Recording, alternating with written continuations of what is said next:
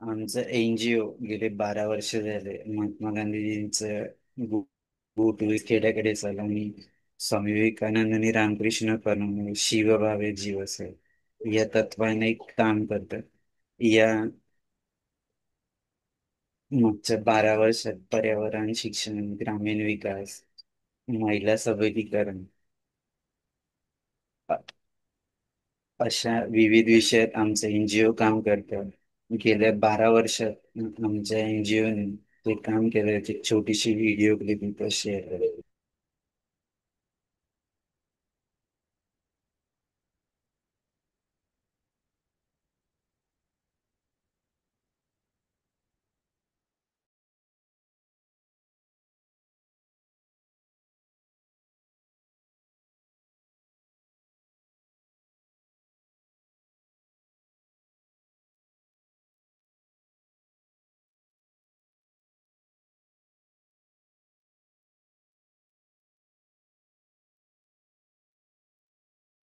के पावन युग में हम चरित्र निर्माण न भूले, स्वार्थ साधना की आंधी में वसुधा का कल्याण न भूले। माना अगम गाध सिंधु है, संघर्षों का पार नहीं है, किंतु डूबना मझधारों में साहस को स्वीकार नहीं है। जटिल समस्या सुलझाने को नूतन अनुसंधान न भूले, निर्माणों के पावन युग में हम चरित्र निर्माण न भूले, स्वार्थ साधना की आंधी में वसुधा का कल्याण न भूले। शील विनय आदर्श श्रेष्ठता तार बिना झंकार नहीं है, शिक्षा क्या स्वर साध सकेगी यदि नैतिक आधार नहीं है। कीर्ति कौमुदी की गरिमा में संस्कृति का सम्मान न भूले, निर्माणों के पावन युग में हम चरित्र निर्माण न भूले, स्वार्थ साधना की आंधी में वसुधा का कल्याण न भूले। आविष्कारों की कृतियों में यदि मानव का प्यार नहीं है, सुजन कोरोना काळात जेव्हा आमचे सगळे फिजिकल ऍक्टिव्हिटी बंद होते, आम्ही ऑनलाईन वेबिनार सिरीज सुरू केली, की ज्यात अगदी ग्रामीण विकास असेल, शेतीच्या विविध पद्धती, millets farming, natural farming, organic farming, योगिक फार्मिंग यासोबतच त्या संपूर्ण काळात खूप लोकांना मोबाईलच्या स्क्रीनची, टीव्हीच्या स्क्रीनची, कम्प्युटरच्या स्क्रीनची खूपच सवय झाली होती. त्यावर कसं कंट्रोल करायचं म्हणून आम्ही पॅरेंट आणि स्टुडंटसाठी वर्कशॉप घेतले ऑनलाईन माध्यमातून. त्यासोबत आपले दैवत छत्रपती शिवराय, डॉक्टर बाबासाहेब आंबेडकर, भगवान गौतम बुद्ध यांच्या चरित्रावर देखील व्याख्यानाचे आयोजन केले.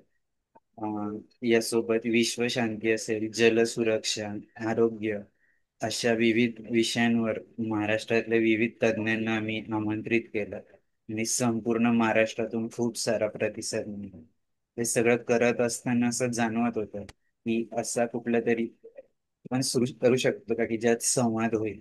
म्हणून ऑगस्ट 15 ऑगस्ट 2022 संवाद सारथी व्याख्यानमालेची सुरुवात केली. त्यापूर्वी मी खूप लोकांशी चर्चा केली. आमच्या प्रमुख मार्गदर्शिका भावनाताई विस्पुते यांच्या मार्गदर्शनाने या व्याख्यानमालेची सुरुवात केली. याचा मुख्य उद्देश जे पण डिफरंटली एबल व्यक्ती आहे त्यांचं जीवन घेणे, ते त्यांच्यात असलेल्या कमी ओळखून त्यावर कशी मात करतात, आपल्याला असलेल्या सारथी त्याच एनर्जी ऊर्जा कुठून मिळवतात, आपल्या जीवनाचं बॅलन्सिंग कसं करतात, जेव्हा शिक्षण असेल, करिअर असेल, हे सगळं करत असताना ते आपल्याला इतर लोकांसोबत कसं जुळवून घेतात, कसं सिद्ध करतात हे सगळं जाणून घेण्यासाठी याची सुरुवात केली. आणि निश्चितच मागच्या 3 वर्षापेक्षा जास्त कालावधीत आम्हाला जी पण महानुभाव मिळाले ते त्यांच्या क्षेत्रात मास्टर ब्लास्टरच आहेत. त्यांच्याकडून आम्हाला प्रत्येक वेळेस नवीन गोष्टी ऐकायला मिळाल्या, शिकायला मिळाल्या आणि इतर लोकांपर्यंत पोहोचवण्याची संधी मिळाली.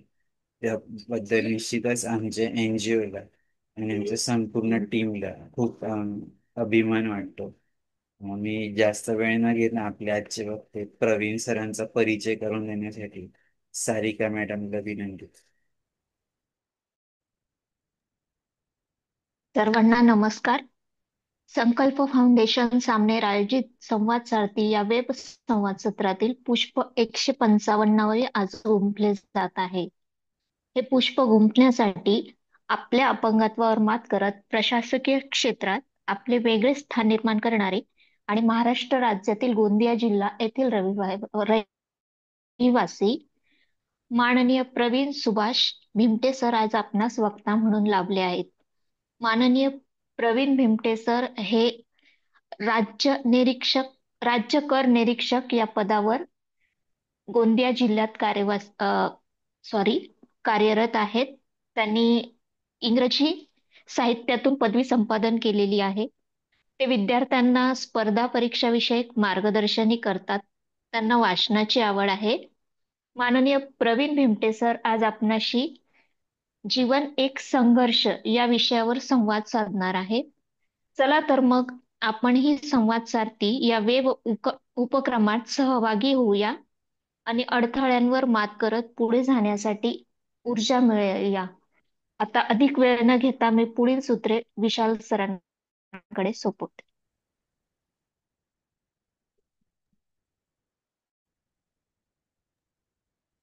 धन्यवाद सारिका मॅडम. मी पुनश्च एकदा सर्वांचे स्वागत करतो आणि आजचे आपले वक्ते आदरणीय प्रवीण सरांना विनंती करतो की त्यांचा जीवन प्रवास त्यांनी शेअर करावा. खूप खूप स्वागत आहे सर. धन्यवाद सर. सर्वप्रथम जे संवाद सारथी या वेब सिरीजवर मला आमंत्रित केले त्याबद्दल विशाल सर आपले खूप खूप आभारी आहे आणि तुमच्या सगळ्या टीमचे पण आभारी आहे. एवढा चांगला कार्यक्रम तुम्ही आयोजित केला त्याबद्दल खूप खूप धन्यवाद. सर, गोंदिया जिल्ह्यातील मोरवाई या गावचा मी आहे. 12 ऑक्टोबर 1991 माझा जन्म झाला. तर मी जन्मापासूनच अपंग आहे. सुरुवातीला मी मागे पाय करून बसायचो, म्हणजे लहान मुलं ज्याप्रमाणे रांगतात त्याप्रमाणे रांगायचो. तर सुरुवातीला औषधी भरपूर झाली होती. त्याच्या तर डॉक्टर जर जास्त औषधी जर झाली तर याचा काही माइंड वगैरेवर सुद्धा परिणाम होऊ शकतो, वाईट परिणाम होऊ शकतो. म्हणून काही दिवसानंतर आई वडिलांनी औषधी थांबवली. त्यानंतर त्यानंतर ते लहान मुलांची एक खेळणी असते, 3 पायाने चालली जाते, लाकडी खेळणी, जिला काय म्हणतात मला शब्द आठवत नाही, पण आमच्या भाषेमध्ये तिला गाडोली असं म्हणतात. तर त्याच्याने मी चालायचो. त्यावेळेस पाय माझे पूर्ण असे बसायचे नाही, जसं सामान्य व्यक्तीचे बसतात त्याप्रमाणे बसायचे नाही. मी अंगठ्यावरती चालायचो तिच्याने आणि बॅलन्स बॅलन्स न जमल्यामुळे बऱ्याचदा मी पडायचो सुद्धा. तर माझे आई वडील हे रोजगारानिमित्त छत्तीसगडला गेले होते त्यावेळेस. तेव्हा माझे बरेचसे बालपण तिकडेच गेले, छत्तीसगडला, म्हणजे जवळपास 3-4 वर्षे.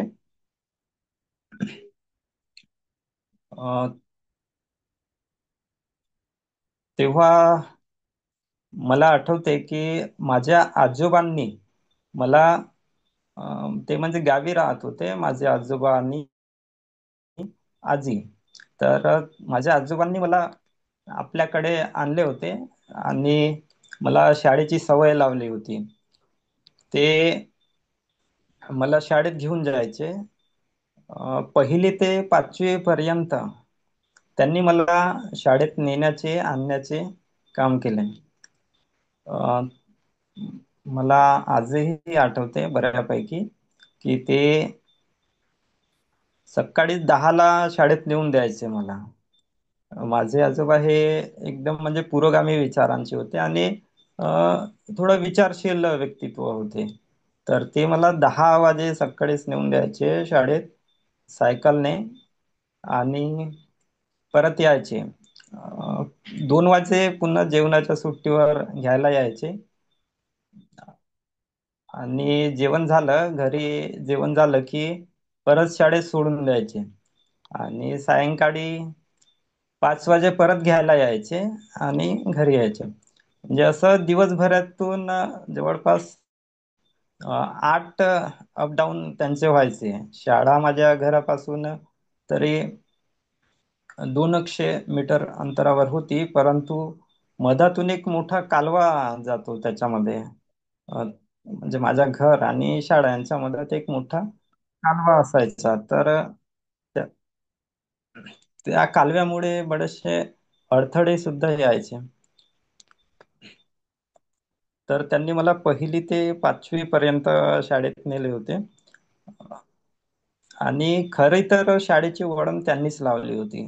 सुरुवातीला मला सवय नव्हती. मी जेव्हा पहिल्या दुसऱ्या वर्गात होतो तेव्हा शाळेत बसण्याची वगैरे अशी सवय नव्हती. तर त्यांनीच मला ती सवय लावली होती शाळेची. अ, 5वी मध्ये असताना त्यांना पॅरालिसिस झाला होता.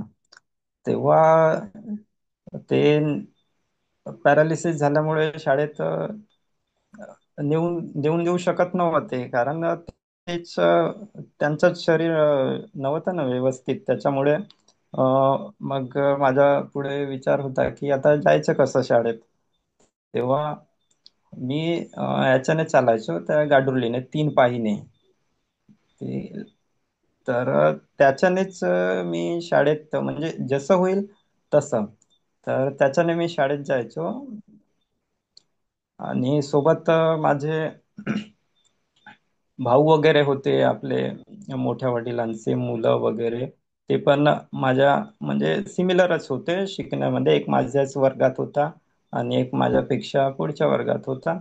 तर ते आणि मी असे आम्ही सगळेजण सोबतच शाळेत जायचो. त्यांची बऱ्यापैकी मदत मिळून जायची मला दप्तर वगैरे नेण्यामध्ये. तर ते यायचं माझ्यासोबत. तर 6वी वर्ग मी त्या गाडुर्लीने शाळेत गेलो होतो. मधात कालवा असल्यामुळे त्यांची म्हणजे त्यांची मदत म्हणजे मी एकटा जाऊ शकत नव्हतो, कारण मधात ते खोल कालवा असायचा. तर त्या पुलावरून जाण्यासाठी 1-2 व्यक्तींची गरज पण पडायची. तर त्यांच्यासोबत मी जायचो शाळेत. तर 6वी वर्ग म्हणजे मी पूर्ण त्या गाडुर्लीनेच शाळेत गेलो होतो. चिखल असो, गोटी असो, दगड गोटे काही असो, तर त्याच्यावरून मला म्हणजे जावं लागत असायचं अनवाणी पायांनी. माझ्या पायाला म्हणजे चप्पल वगैरे घालता जमत नाही. तर त्यानंतर 7वी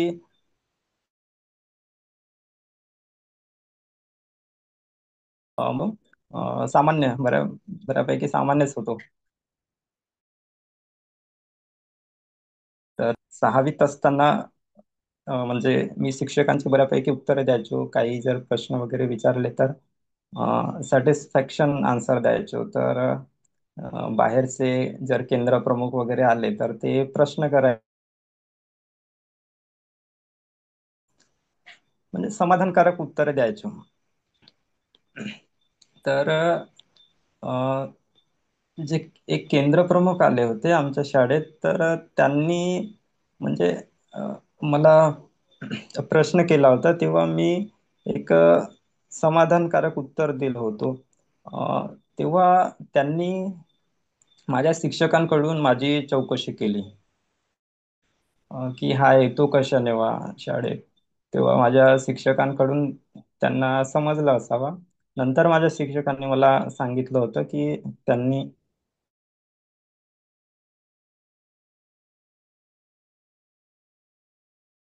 सजेशन दिला की याला जर ट्रायसिकल ट्रायसिकल साठी आपण जर प्रयत्न केला, म्हणजे शिक्षकांनीच जर प्रयत्न केला ट्रायसिकल साठी, तर याला जाण्या येण्यासाठी सुविधा होईल, म्हणजे बऱ्यापैकी याला जाणं येणं जमेल.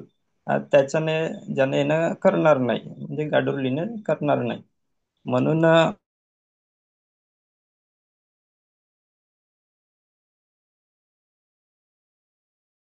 2005 ला मला ट्रायसिकल मिळाली होती.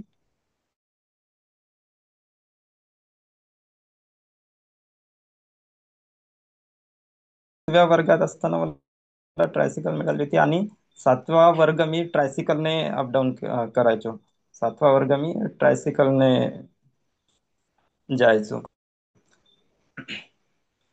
तर 6वी आणि 7वी, 5वी 6वी 7वी या 3 वर्षामध्ये मला अभ्यासाची बऱ्यापैकी वळणच मिळाली होती. त्याच्यानंतर अभ्यासाची वळण तर होतीच होती, पण थोडं म्हणजे अवांतर वाचनाची पण आवड होती मला. जसं आपला शालेय अभ्यासक्रमाव्यतिरिक्त इतर काही पुस्तकं वगैरे आले, जसं जीकेची पुस्तक आले. अगोदर छोट्या छोट्या जीकेच्या पुस्तका यायच्या शाळेमध्ये विकायला, तर ते मी पुस्तकं घ्यायचो. तिथं काही प्रश्न असायचे, जसं भारतातील सर्वात लांब नदी कोणती, अ, अ, अ, महाराष्ट्रातील आपले पहिले मातीचे धरण कोणते, असे म्हणजे छोटे छोटे जीकेचे प्रश्न असायचे, तर ते वाचणं मला आवडायचं. तर मला म्हणजे अवांतर वाचनाची सुद्धा आवड होती त्या वयामध्ये. तर ती मी पुस्तकं घ्यायचो आणि वाचायचो. एकदा काय झालं,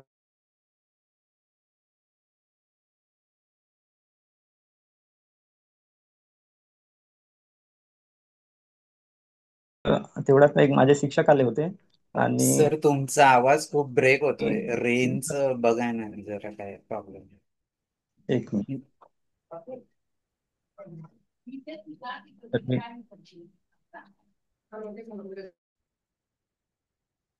रेंज आहे सर. आता येतोय का आवाज? येतोय पण मध्ये मध्ये तुटत होता आवाज. आता व्यवस्थित. आता येतोय ना व्यवस्थित? हो हो. हा. तर ते म्हणजे जीकेचे बुक्स वगैरे वाचण्याची मला आवड होती बऱ्यापैकी. तर एकदा जीकेचे बुक्स वाचत असताना एक माझे शिक्षक आले होते, आणि ते जसं आले माझ्या समोर, तसं मी एकदा पुस्तक म्हणजे ते लपवलं होतं जीकेचे पुस्तक, आणि शालेय अभ्यासक्रमाचे पुस्तक वर केलं होतं. तेव्हा ते करताना मला बघितलं होतं त्यांनी.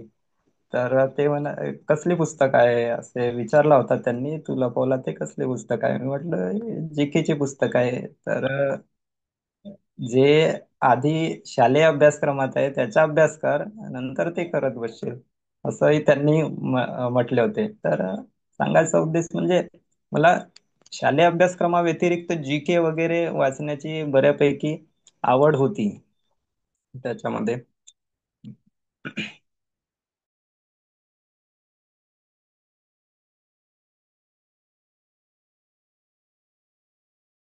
छोट्या जीकेच्या पुस्तकं वाचायचो.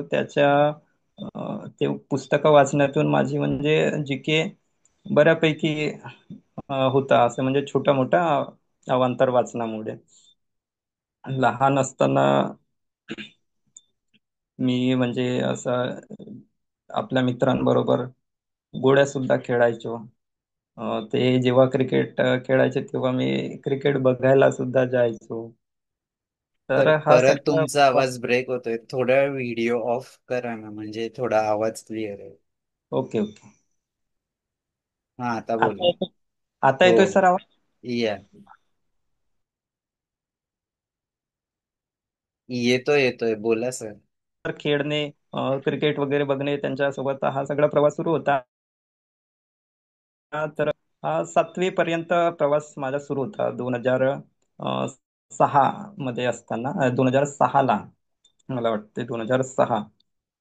त्याच्यानंतर एक टर्निंग पॉइंट आला, तो म्हणजे माझ्या पायांचं ऑपरेशन करावं लागलं. एक म्हणजे कॅम्प आला होता आपल्या गोंदियामध्ये. अ, राजस्थानमध्ये उदयपूर नावाचं एक ठिकाण आहे.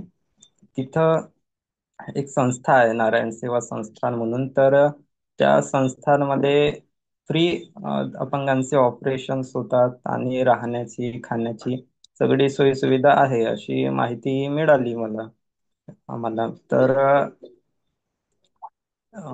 तिथं अ, जायचं का, हा म्हणजे विचार घरच्यांचा सुरू होता, आई वडिलांचा बऱ्यापैकी. काही दिवसानंतर कॅम्प वगैरे अटेंड केलो आणि तिथल्या डॉक्टरांनी मग मला ऑपरेशन्सचा सजेशन्स दिला होता.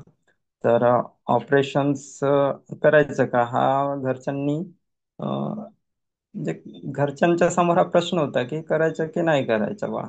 तर काही जणांनी मग सजेशन्स दिला की करूनच घ्या, आता फ्री मध्ये होत आहेत तर करणे योग्य राहील म्हणजे. तर मग ऑपरेशन वगैरे करण्याचा निर्णय घेतला. तर 2006ला माझी म्हणजे 7वी मी पास झालो होतो.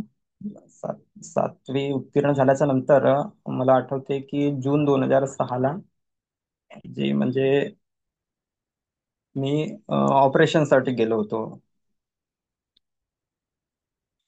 तर तिथं मला 3 वेळा जावं लागलं.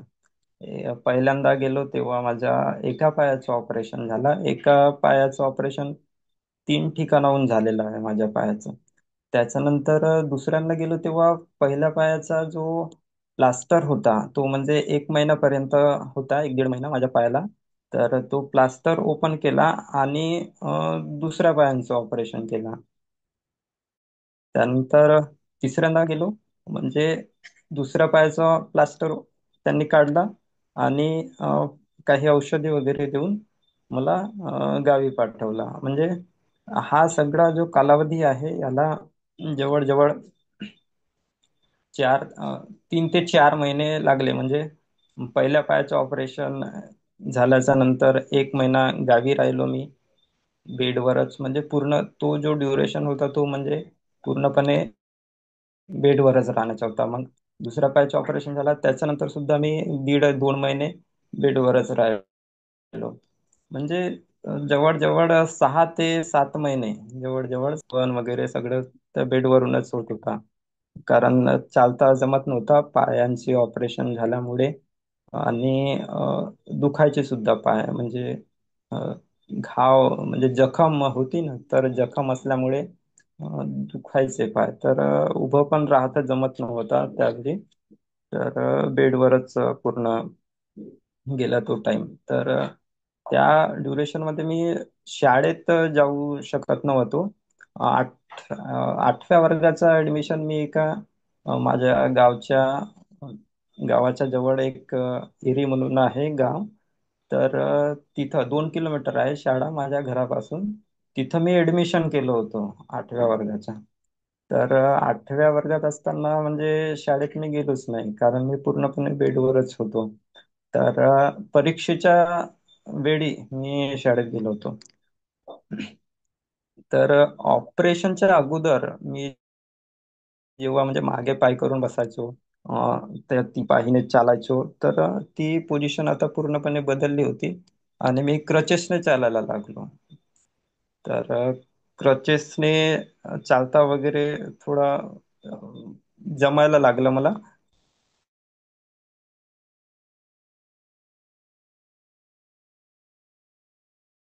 बऱ्यापैकी चांगली पोझिशन आहे असं म्हणता येईल. तर त्या क्रचेसने आता पण मी क्रचेसने चालतो. तर 8व्या वर्गामध्ये असताना हा सगळं झालं होतं माझ्यासोबत. मग मी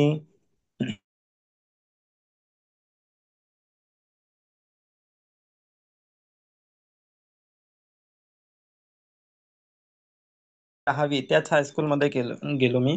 अं, 10वी मध्ये 10वीत असताना माझे 81.53 मार्क्स पडले होते आणि मी माझ्या शाळेतून म्हणजे फर्स्ट आलो होतो.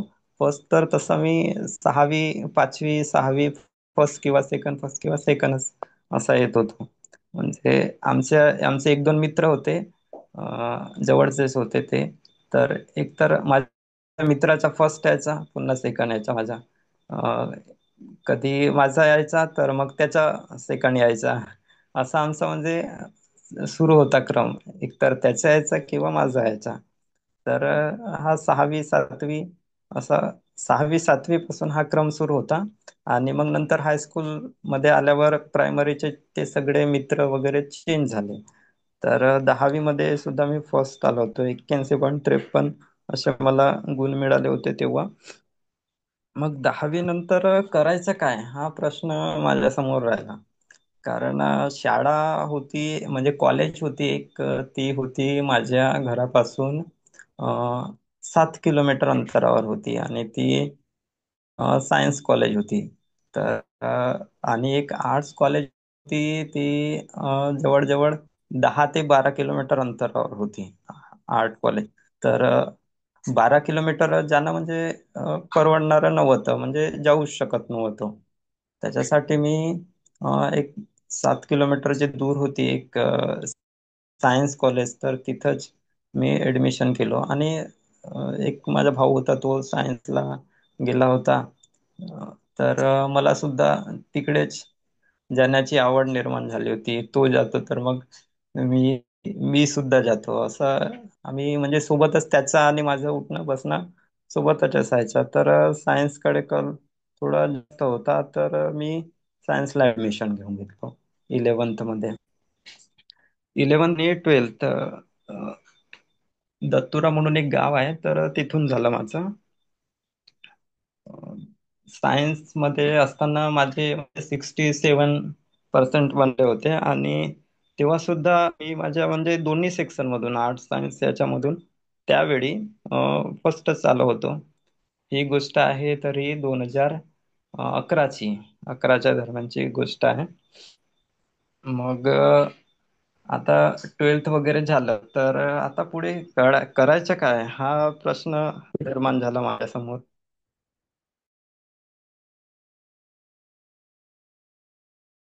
जसं बीएससी करायचं आहे तर रेग्युलर शाळेत किंवा कॉलेजमध्ये जायचं असतं. तर मला रेग्युलर जाता येत नव्हतं, म्हणजे रेग्युलर जाता येत नव्हतं माझ्यासोबत. म्हणून मी आता करणार तर काय हा प्रश्न उपस्थित झाला होता. माझे मित्र कोणी इंजिनिअरिंगला गेले होते, कोणी आर्ट्सला गेले होते, कोणी कॉमर्सला, कोणी बीएससी ला गेले होते. मी त्यावेळेस म्हणजे फर्स्ट येऊनही काहीच नाही करू शकलो होतो. म्हणजे जे लिव्हिंग सर्टिफिकेट माझी आजही 12thचीच आहे, ती जशीच्या तशी त्यावेळी माझ्याकडे होती. तर याचं प्रचंड दुःखही झालं होतं त्यावेळी. तेव्हा असं वाटलं होतं की आपण म्हणजे जे अपंगत्वाची खरी जाणीव आहे त्यावेळी मला झाली होती, की आपण आपल्या मित्रांसारखे नाही आहोत बा. म्हणजे ते आणि मी टोटली डिफरंट आहोत. हे म्हणजे पहिल्यांदा मला जाणीव झाली होती तेव्हा. ते जे करतात ते आपण नाही करू शकत, म्हणजे त्यांच्यासारखं नाही करू शकत. म्हणजे एक वेगळेपणाची जाणीव निर्माण झाली तेव्हा. तेव्हा काय करायचं काही म्हणजे सुचत पण नव्हतं. तेव्हा एक लोकेशन आहे तिरोडा म्हणून, तिथले सर वगैरे येत होते माझ्याकडे, की इथं अपंगांना आम्ही शिकवतो बा, राहण्याची खाण्याची सगळी व्यवस्था आहे, असे छान संस्था होती त्यांची. तर ऍडमिशन घेऊन घेतलो. म्हणजे जे टीसी होती माझ्याकडे ते मी त्यांना देऊन गेलो होतो. कुठेही ऍडमिशन वगैरे केलं नव्हतं, त्यांना देऊन दिलं होतं. चला बा, काही न करण्यापेक्षा हेच केलेलं बरं. तर मी तिथं गेलो. तर सुरुवातीला मला म्हणजे मी बाहेर तेवढं राहिलो नाही, तर त्याच्यामुळं मला बाहेर राहणं जमत पण नव्हतं. आणि माझी काही म्हणजे राहण्याची समस्या सुद्धा होती. अंघोळ, टॉयलेट्स वगैरे तर हे सगळं म्हणजे पर्सनल असल्यामुळे पर्सनल प्रॉब्लेम्स वगैरे सुद्धा यायचे मला. तर त्याच्यामुळं मी बाहेर राहणं म्हणजे टाळायचो, म्हणजे तितकंसं राहायचो नाही मी बाहेर. तरी मग तिथं ऍडमिशन केल्यावर मी सुरुवातीला तिथं गेलो होतो तेव्हा 8 दिवस राहिलो, म्हणजे एक आठवडा पण नाही राहिलो. तर मला वाटते 6-7च दिवस राहिलो असेल. अ, तेव्हा तेव्हा म्हणजे मला मी जेव्हा तिथं गेलो तर एक हुशार मुलगा होता. अ, एक म्हणजे एक हुशार मुलगा होता, तर त्याच्याशी मैत्री झाली होती माझी. आणि त्याचे नोट्स वगैरे बघितलो आणि इतरांचेही बघितलो आणि थोडीफार माहिती घेतली की अ, चला बा आपण नंतर सुद्धा एक्झाम देता येईल का, म्हणजे एक्झामच्या वेळेवर आपण येऊ तर चालेल का. तर अ, ठीक आहे, म्हणजे पॉझिटिव्ह थोडा शिक्षक पण पॉझिटिव्ह दिसले त्या बाबतीत. त्याच्यामुळे मी ठरवलं की नाही, आता आपण एक्झामलाच यायचं, इथं राहायचं नाही. तर मी मग परत आलो तिथून. पण सुरूच होतं तो सगळं. आणि काही दिवसानंतर म्हणजे 2-1 महिन्यानंतर मी पुन्हा तिथं गेलो. गेलो तर त्या मित्राला भेटलो आणि तो हुशार होता बऱ्यापैकी. तर त्याचे नोट्स वगैरे घेतली, त्याची नोटबुक, आणि ती सरळ मी कॉपी आपल्या नोटबुकवर काढायला लागलो त्याची. तर अ, अ, म्हणजे काय शिकवलं त्यावेळे, म्हणजे शिक्षकांनी काय शिकवलं ते समजेल बा, हा माझा उद्देश होता. आणि त्याच्याकडून मी सरळ म्हणजे त्याचे कॉपी पेस्ट केल्यासारखंच केलं होतो. आणि ते नोट्स घेऊन मी घरी आलो आणि तेच वाचायचो घरूनच. आणि शेवटी मी आपला परीक्षेच्या दिवशी गेलो होतो. आणि जेव्हा त्याचा रिझल्ट आला त्या संस्थेमधून, 2च मुलं पास झाले होते. एक तर तोच होता माझा मित्र आणि मी होतो. तर असं तिथला प्रवास राहिला. आणि तिथून तो कम्प्युटरचा कोर्स माझा पूर्ण झाला. MS ऑफिस म्हणून होता, दुसरं काही नाही तिथून. पण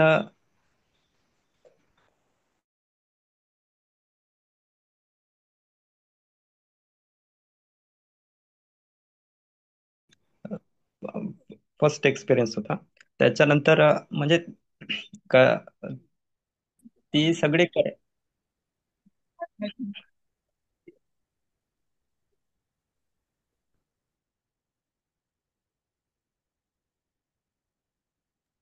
तर तुमचा आवाज परत ब्रेक होतो. हो, हो. 1 मिनिट सर. तर हे सगळे करत असताना म्हणजे ग्रॅज्युएशन वगैरेचा विचार मग सुरू झाला माझ्या मनात, की आता पुढचं शिक्षण कसं घ्यायचं. तर मी काही जणांना विचारलो, तर त्यांनी सांगितलं की आपल्याला एक्सटर्नल सुद्धा करता येतो, म्हणजे घरी राहून करता येतो. फक्त तिथं एक्झामच्या वेळेला जायचं असतं. तर मी तसं करण्याचं ठरवलं. आणि अ, मला वाटते RTMNU नागपूर युनिव्हर्सिटीतून मी फॉर्म टाकला होता परीक्षेच्या.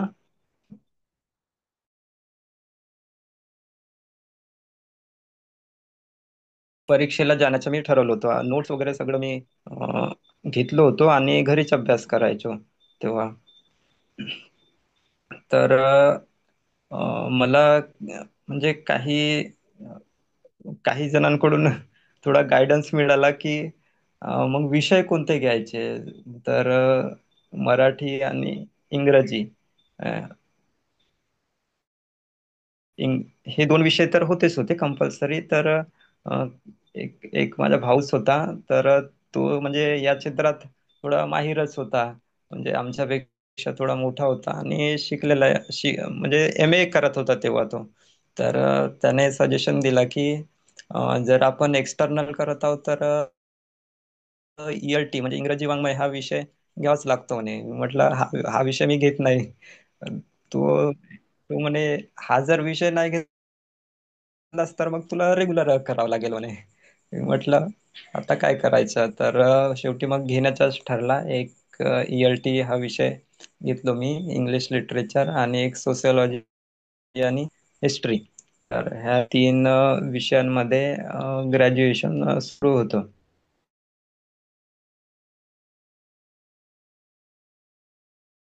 इंग्लिश लिटरेचर या विषयामध्ये मी फेल सुद्धा झालो होतो. तर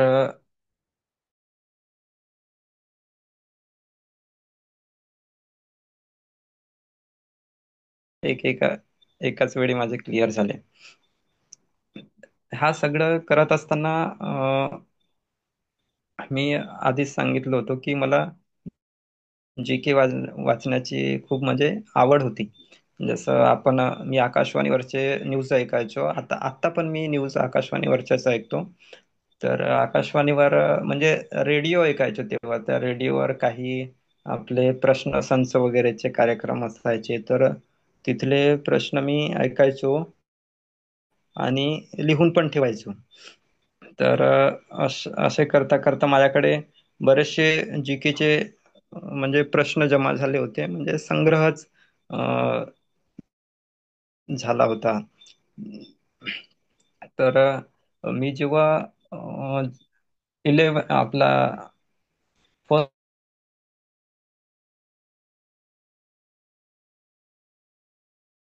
वगैरेला असताना हा सगळं करण्यामध्ये माझा वेळ जायचा. तर आणि जसा छोटे न्यूजपेपर यायचे, काही न्यूजपेपर आपले जे पुण्यनगरी, लोकशाही, वार्ता, हे पेपर सुद्धा वाचणं मला म्हणजे आवडायचं. मी आपल्या गावच्या चौकामध्ये जायचो हे पेपर वाचायला.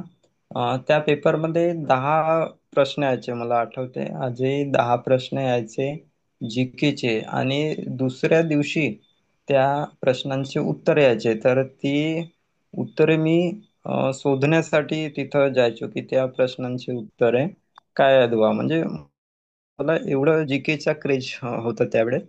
तर आम्ही आकाशवाणीवरचे काही प्रश्न संच वगैरे कार्यक्रम ऐकायचो. एक माझा भाऊच होता, मोठ्या वडिलांचा मुलगा.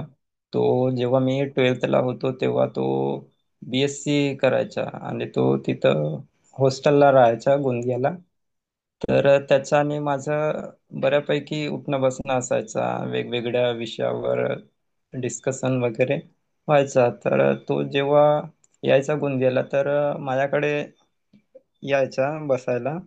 तर अशी चर्चा करत असताना मला एक माहिती मिळाली, म्हणजे त्याच्याकडूनच माहिती मिळाली होती, कारण तो हॉस्टेलमध्ये राहत होता. त्याच्या हॉस्टेलमध्ये वेगवेगळे न्यूजपेपर वगैरे यायचे. तर तो वेगवेगळे न्यूजपेपर पण वाचायचा. त्यात त्याला एक न्यूजपेपर मिळाला की रोजगार नोकरी संदर्भ म्हणून एक न्यूजपेपर होता. तर त्या न्यूजपेपरची माहिती मला त्याने दिली. तर मी त्याला तो आणायला सांगितलो माझ्यासाठी. म्हणे त्या पेपरमध्ये बऱ्यापैकी जीके वगैरेचे प्रश्न असतात म्हणे, तू वाचू शकतेस म्हणे. मी म्हटलं ठीक आहे, आणशील बा माझ्यासाठी. तर त्याने आणला होता. म्हणजे तो न्यूजपेपर पाहून मी एकदम चक्कच झालो होतो. म्हणजे मी एक एक दोन म्हणजे अ, दोन दोन चार चार प्रश्नांसाठी मी न्यूज न्यूज ऐकायचो, काही म्हणजे आकाशवाणीवरचे कार्यक्रम ऐकायचो, न्यूजपेपर वाचायला जायचो. म्हणजे कोणत्याही माध्यमातून मी ते उत्तर जमा करण्याचा प्रयत्न करायचो. आणि जेव्हा मी तो पेपर बघितलो, म्हणजे रोजगार नोकरी संदर्भ, तेव्हा म्हणजे असं वाटलं की इथं तर खजानाच आहे प्रश्नांचा, GKचा. आणि तेव्हापासून मी तो पेपर म्हणजे सबस्क्राईबच करून ठेवलो. तर बऱ्याच दिवसांपर्यंत मी तो पेपर वाचत होतो. पेपरमधून मला स्पर्धा परीक्षांची बऱ्यापैकी माहिती मिळाली. म्हणजे MPSC, UPSC या परीक्षा काय असतात, इतरही स्पर्धा परीक्षा, त्यांच्या सिलेबस, त्यांचे क्वेश्चन पेपर्स वगैरे कसे असतात, याची बऱ्यापैकी आयडिया मला मिळाली होती त्या पेपर्सच्या माध्यमातून. आणि GK पण बऱ्यापैकी तिथून मिळायच्या. चांगले चांगले विचार मिळायचे, म्हणजे पॉझिटिव्ह विचार मिळायचे, जे आयुष्यात यशस्वी झालेले लोक आहेत तर त्यांची सुद्धा जीवनगाथा ऐकायला म्हणजे वाचायला मिळायची तिथून. तर असा तो न्यूजपेपर होता, तर त्या पेपर्सच्या माध्यमातून मला बरंच काही म्हणजे शिकायला मिळालं. आणि स्पर्धा परीक्षांची तर बऱ्यापैकीच माहिती मिळाली होती. तर बी ए करत करत असताना ही स्पर्धा परीक्षांची बऱ्यापैकी मी माहिती घेतली होती. आणि त्याच्यानंतर मी पुस्तकांची म्हणजे स्पर्धा परीक्षांची पुस्तके जमवायला सुरुवात केली. पुस्तकांसाठी मला खूप म्हणजे जमवाजमव करायला म्हणजे वेळ द्यावा लागला. म्हणजे सगळ्या पुस्तकं एका वेळी मी घेऊ शकत नव्हतो, तर त्याच्यामुळे मी एखादी पुस्तक घ्यायचो, तीच वाचायचो 2-3 महिने. आणि नंतर मग मी दुसरे पुस्तक घ्यायचो, कारण माझी फायनान्शियल जी परिस्थिती आहे ती तशी नव्हती, म्हणजे चांगली नव्हती. मला जेव्हा म्हणजे आम्हाला अपंगांना संजय गांधी निराधार योजनेचे पैसे वगैरे मिळायचे, तर त्याच्यातून मी बोलवायचो पुस्तके. आई वडील पण द्यायचे, पण मी शक्यतो स्वतःच्या पैशाने घेण्याचा मी प्रयत्न करायचो पुस्तके वगैरे. कारण पुस्तकं भरपूर लागायची, तर त्याच्यामुळे मी तसं करायचो. तर पुस्तकांची जमवाजमव करणे त्या दरम्यान सुरू होतं, बी एच्या दरम्यान. आणि बी ए माझं ग्रॅज्युएशन कम्प्लीट झालं 2015ला जेव्हा. आणि त्याच्या काही दिवसाच्या नंतर एक एड येतो. सेंट्रल गव्हर्नमेंटची एक एड येते रेल्वेची, NTPC रेल्वे, मला वाटते ती 2015च्या शेवटी शेवटी आलेली आहे बहुतेक. तर त्या परीक्षेचा मी फॉर्म टाकला आणि अभ्यासाला सुरुवात केली. म्हणजे तिथं मॅथ्स, रिझनिंग आणि GK हे तीनच म्हणजे सिलेबसमध्ये टॉपिक असतात. तर त्या टॉपिकचा आम्ही अभ्यास, GK माझा बऱ्यापैकी होता. आणि मॅथ्स वगैरे कसं असतात, तेव्हा मी एक मॅगझिन वगैरे घ्यायचो. सेंट्रल गव्हर्नमेंटची मी जेव्हा तयारी करायचो तेव्हा हिंदीमध्ये आम्हाला मॅगझिन वाचावं लागायचे, तर हिंदी मॅगझिन सुद्धा मी बोलवायचो. तर त्या मॅगझिन्स मधून आपला मॅथचे छोटे छोटे ट्रिक्स वगैरे कसे असतात, मेथड्स, शॉर्ट मेथड्स वगैरे मला तिथून शिकायला मिळाले. त्याच्यानंतर मी म्हणजे जेव्हा तो फॉर्म टाकला, तर माझी फर्स्ट स्टेज तिथं कसं असतं की फर्स्ट स्टेज म्हणजे CBT first stage, CBT second stage, असे म्हणजे स्टेज असतात त्याच्यामध्ये. तर माझी फर्स्ट स्टेज क्लिअर झाली होती आणि मी सेकंड स्टेज साठी क्वालिफाय झालो होतो. आणि मी सेकंड स्टेज द्यायला भुवनेश्वरला म्हणजे उडीसाला सुद्धा गेलो होतो. नंतर झालं काय की वॅकन्सीज जे होते ते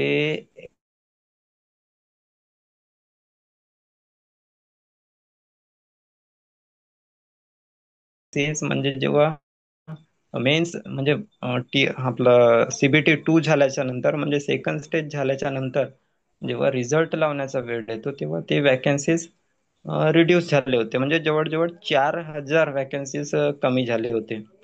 परिणामी रिझल्ट म्हणजे हाय गेला, म्हणजे कट ऑफ त्याचा हाय गेला होता. म्हटलं असं, तेव्हा म्हणजे तिथं नाही होऊ शकलं. ते गेली तर आता काय करायचं म्हणजे अ, जाऊ दे म्हटलं, आता पुढे येईल तर आपण मन लावून द्यायचं NTPC. पण त्या परीक्षेतून मी बराच काही शिकलो होतो. आणि मी तेव्हा SSCच्या पण एक्झाम द्यायचो, स्टाफ सिलेक्शनच्या, CHSL असो, आपला मल्टीटास्किंग स्टाफ असो. मल्टीटास्किंग मध्ये 2 वेळा मी Tier 2 साठी क्वालिफाय झालो होतो. तिथं Tier 1 आणि Tier 2 असं असतं. तर मल्टीटास्किंग मध्ये मला वाटतं 2018ला मी Tier 1 उत्तीर्ण झालो होतो. आणि Tier 2 साठी मी मुंबईला सुद्धा गेलो होतो. आणि तिथं पण तसंच झालं सेम, की फायनल कट ऑफ खूप हाय गेला. त्यानंतर 2019 मध्ये सुद्धा मी म्हणजे मल्टीटास्किंग स्टाफसाठी सेकंड स्टेज साठी मी क्वालिफाय झालो MTS मध्ये.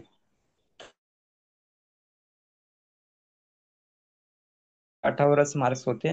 तेव्हा सेकंड स्टेज साठी मुंबईला जावं लागायचं, तर गोंदियावरून मुंबईला जाणं म्हणजे तितकंसं परवडणार नाही.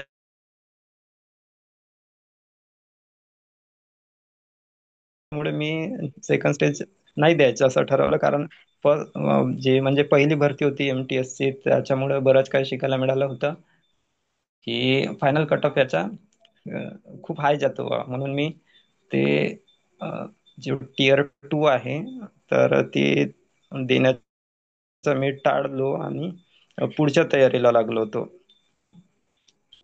2018-19च्या दरम्यान मला आठवते, तेव्हा असे फोन नसायचे. तेव्हा एक कीपॅड वाला फोन असायचा. माझ्याकडे एक नोकियाचा फोन होता. तर ते नोकियाचे म्हणजे कीपॅड वाले फोन असायचे. आता जसे स्मार्टफोन असतात, इंटरनेट वगैरे अशी सुविधा तेव्हा नसायची. तर 2018 मध्ये जेव्हा माझ्याकडे स्मार्टफोन आला, मी म्हणजे स्मार्टफोन घेतलो. तो तर 3G होता. तर 3G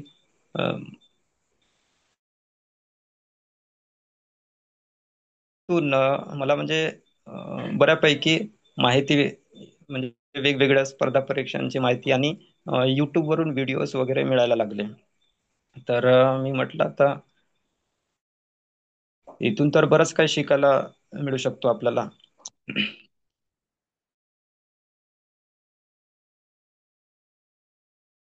भरती आली होती 2018 मध्ये, मला वाटते नगर परिषदची.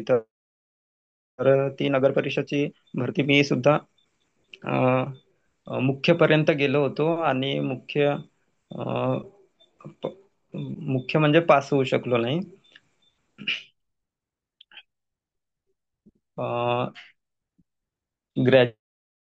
ग्रॅज्युएशनच्या दरम्यान मला MPSC ची बऱ्यापैकी माहिती मिळाली होती. म्हणजे MPSC परीक्षा काय असते.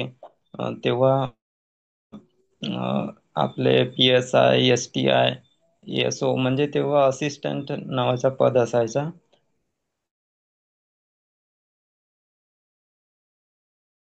गटकच्या परीक्षा काय असतात याची बऱ्यापैकी म्हणजे ढोबळ ओळख झाली होती.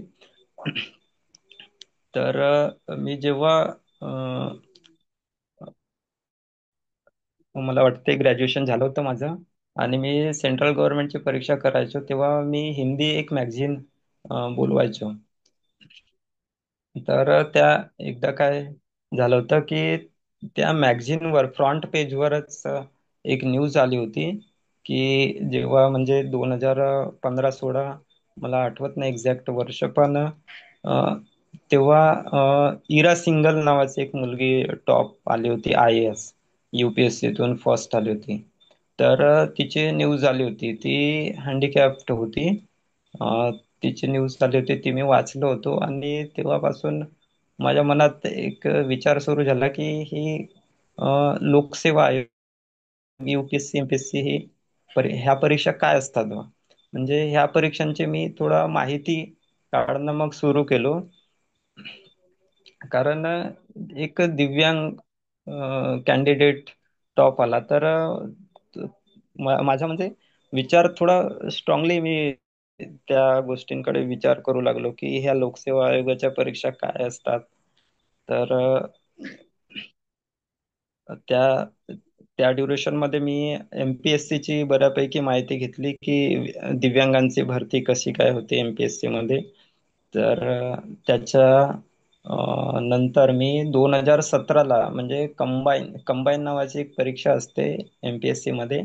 एक राज्यसेवा असते, एक कंबाईन असते. कंबाईन ही तेव्हा पहिल्यांदाच झाली होती. म्हणजे जेव्हा 2017च्या अगोदर STI ची वेगळी परीक्षा व्हायची, PSI ची वेगळी परीक्षा व्हायची, म्हणजे पेपर वेगवेगळे व्हायचे. पण 2017 या वर्षापासून ती परीक्षा म्हणजे संयुक्तपणे व्हायला लागली होती. तर त्याच परीक्षेला कंबाईन हा नाव त्यांनी दिला होता. तर कंबाईन 2017 ही म्हणजे पहिली एखादी MPSC ची पहिली परीक्षा होती. तर ती परीक्षा जेव्हा मी दिलो, अं, त्या तर तिथं मला 40 म्हणजे कट ऑफच्या जवळच माझे मार्क्स मिळाले होते मला. म्हणजे माझे मला वाटते 47 असं काही मला मार्क्स मिळाले होते, आणि 50 वर आमचा लोकोमोटरचा कट ऑफ आला होता, लोकोमोटर डिसॅबिलिटीचा. माझा लोकोमोटर डिसॅबिलिटी हा दिव्यांगाचा प्रकार आहे.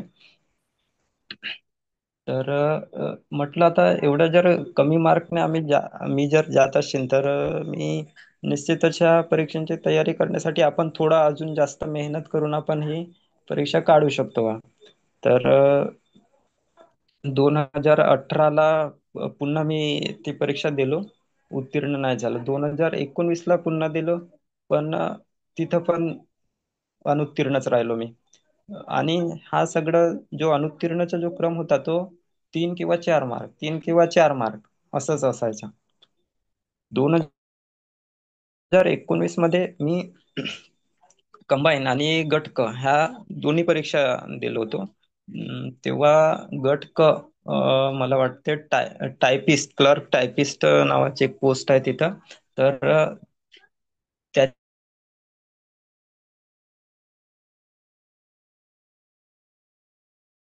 पहिली परीक्षा होती जी मी पास केलो होतो. तर त्या परीक्षा पास केल्याच्या नंतर माझ्यामध्ये कॉन्फिडन्स आला की आता आपण एमपीएससीच्या परीक्षा सुद्धा देऊ शकतो बा.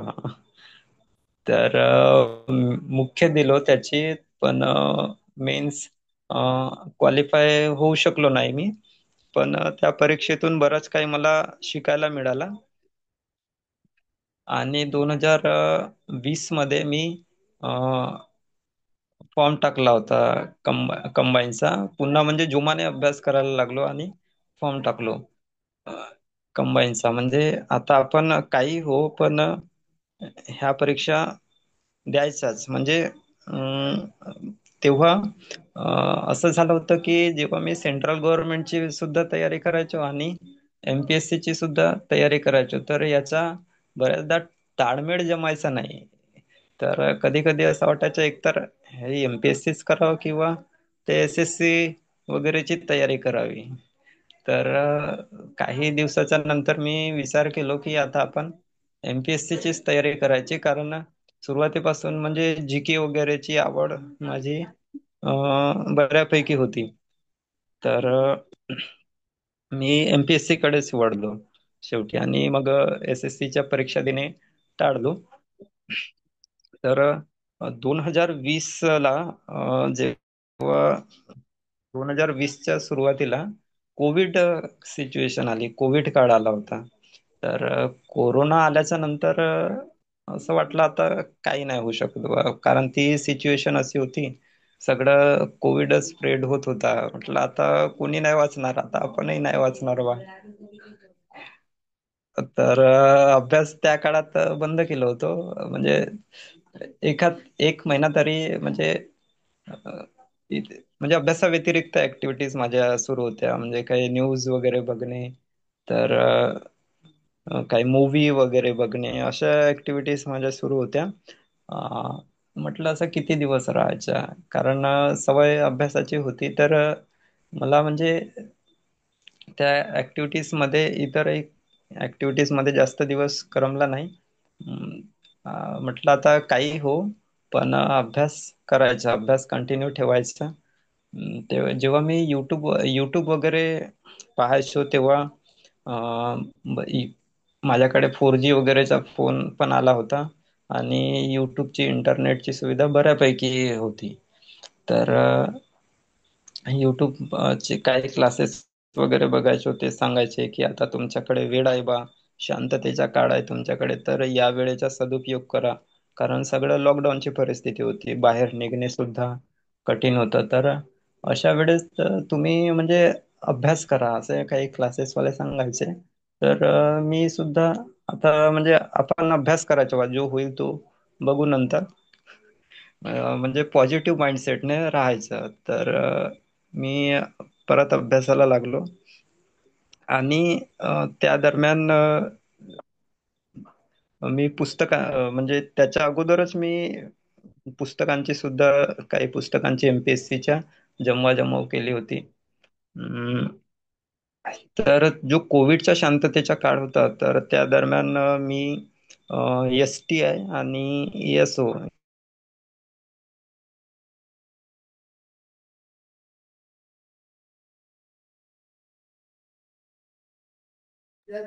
पूर्ण केला. तर तो अभ्यासक्रम पूर्ण करताना माझी म्हणजे पूर्वची सुद्धा तयारी व्हायची.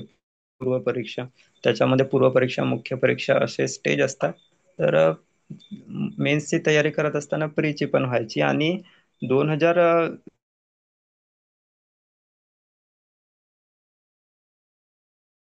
मी 2020 ची संयुक्त पूर्व परीक्षा दिलो होतो तेव्हा. आणि त्या परीक्षेचा रिझल्ट आल्यानंतर मी तिथं STI मुख्यसाठी सुद्धा क्वालिफाय झालो होतो आणि ESO मुख्यसाठी सुद्धा क्वालिफाय झालो होतो. म्हटलं आता दोन्ही झाले तर जोमाने अभ्यास करायचा. कारण अं,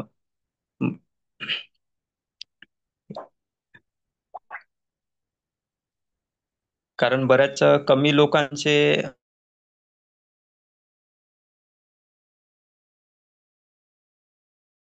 जवळजवळ 3%, 4% असे लोक असतात की ज्यांचे मेन्ससाठी क्वालिफाय होतात.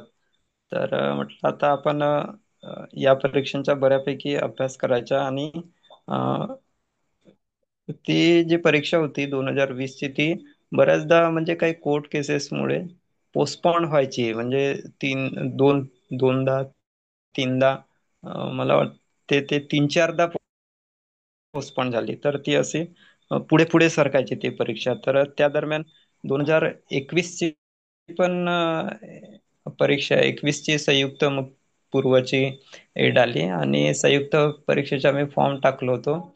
त्या दरम्यान मी 2021 ची सुद्धा संयुक्त पूर्व परीक्षा दिलो होतो. आणि तिथं सुद्धा माझी म्हणजे प्री क्लिअर होऊन मी मेन्ससाठी क्वालिफाय झालो होतो. 2021 हा वर्ष असा होता की मी सगळ्याच MPSCच्या परीक्षा दिलो. म्हणजे राज्यसेवा असो, दुय्यम सेवा असो, म्हणजे संयुक्त परीक्षा, आणि गट क सेवा असो, ह्या म्हणजे तिन्ही परीक्षांचा मी फॉर्म टाकला होता. अभ्यास करत असताना मला असं जाणवलं की आता आपण दुय्यम सेवा किंवा गट क सेवा या परीक्षेपुरता मर्यादित न राहता आपण थोडा वरची म्हणजे राज्यसेवेची सुद्धा तयारी करायची. तर मी राज्यसेवेचीच तयारी करायचो आणि गट ब ची सुद्धा करायचो. तर म्हणजे आपण जसं नाही काय, एक स्टेज वरची जेव्हा तयारी करतो तेव्हा छोट्या परीक्षांची तयारी करायला तेवढं म्हणजे कठीण नाही जात, सोपं होऊन जातं. तर त्याच विचाराने मी राज्यसेवेची तयारी करायचो. आणि सोबत सोबत याची पण गट ब आणि गट क ची. तर 2021 हा वर्ष असा आहे की त्याच्यामध्ये मी STI 2021 मुख्यसाठी क्वालिफाय झालो होतो. गट क मध्ये टॅक्स असिस्टंट 2021 मुख्यसाठी क्वालिफाय झालो होतो पूर्व उत्तीर्ण करून. आणि 2021 मध्येच क्लर्क टायपिस्ट याच्या मुख्यसाठी सुद्धा मी क्वालिफाय झालो होतो. ह्या सगळ्या परीक्षा 2022 मध्ये होणार होत्या. आणि दोन परीक्षा म्हणजे माझ्या STI आणि ESO 2020च्या, जे मी आत्ताच सांगितलो की ते वारंवार पोस्टपोन व्हायचे. तर हे सुद्धा परीक्षा व्हायच्या. म्हणजे आता मुख्य परीक्षा म्हणजे एक एक महिन्यानी होते की काय असं वाटायचं. आणि तिथं कसं असायचं की मुख्यमध्ये मराठीचा, इंग्लिशचा एक पेपर असायचा. आणि दुसऱ्या आठवड्याला जो पेपर 2 असायचा तो GK चा असायचा.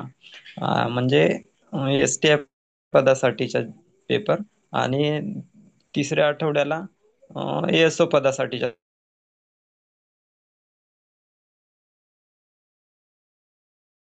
पद्धत असायची ती. तर 2022 हा असा वर्ष आहे की त्या वर्षामध्ये अं, मला वाटते जून, जुलै, ऑगस्ट आणि सप्टेंबर ह्या 4 महिन्यामध्ये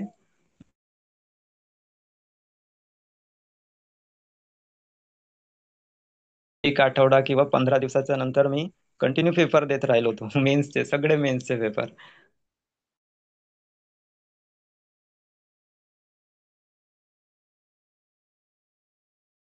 झाली होती. मला वाटते ती ऑक्टोबर मध्ये मला वाटते झाली होती. आणि ESO STI म्हणजे अं, लागूनच झाली होती. म्हणजे अगोदर STI तर दुसऱ्या दिवशी ESO मुख्य असं झालं होतं. तर त्या परीक्षेचे सुद्धा मी पेपर दिलो होतो. म्हणजे सगळे मेन्स 2022 हा असा वर्ष आहे की जिथं मी मॅक्झिमम मला मेन्स द्यायला मिळाल्या होत्या, म्हणजे मुख्य परीक्षा द्यायला मिळाल्या होत्या. त्यातली एक गोष्ट मला आठवते की एकदा आपला टॅक्स असिस्टंट म्हणतो, क्लर्कची मुख्य परीक्षा जेव्हा होती तेव्हा अं, म्हणजे आपला गोंदिया ते नागपूर वरून एक म्हणजे इंटरलॉकिंग पिरियड असते ट्रेनचा, तर त्याच्यामुळं ट्रेन सगळे बंद होते. आणि पाऊस पावसाळा असल्यामुळे पूर परिस्थिती निर्माण झाली होती इकडे, आणि सगळे बसेस वगैरे सुद्धा बंद झाले होते. तर ती एक परीक्षा मी देऊ शकलो नव्हतो. 2021 चे क्लर्क टायपिस्टची मुख्य परीक्षा.